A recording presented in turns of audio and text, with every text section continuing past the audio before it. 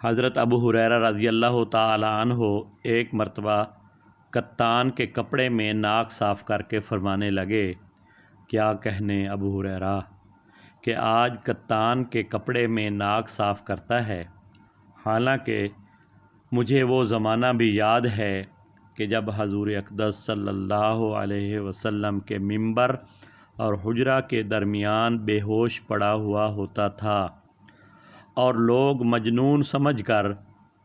پاؤں سے گردن دباتے تھے،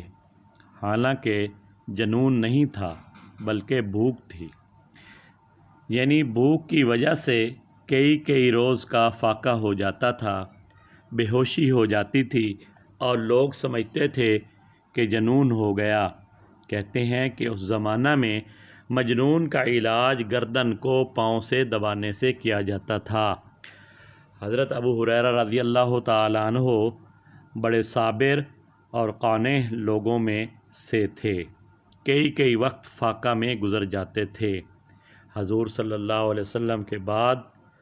اللہ نے فتوحات فرمائیں تو ان پر تمنگری آئی۔ اس کے ساتھ ہی بڑے عابد تھے، ان کے پاس ایک تھیلی تھی جس میں کھجور کی گٹھلیاں بھری رہتیں، اس پر تسبیح پڑھا کرتے۔ جب وہ ساری تھیلی ختم ہو جاتی، خالی ہو جاتی تو باندھی اس کو پھر بھر کر پاس رکھ دیتی۔ ان کا یہ بھی معمول تھا کہ خود اور بیوی اور خادم 3 آدمی رات کے 3 حصے کر لیتے اور نمبر وار ایک شخص تینوں میں سے عبادت میں مشغول رہتا۔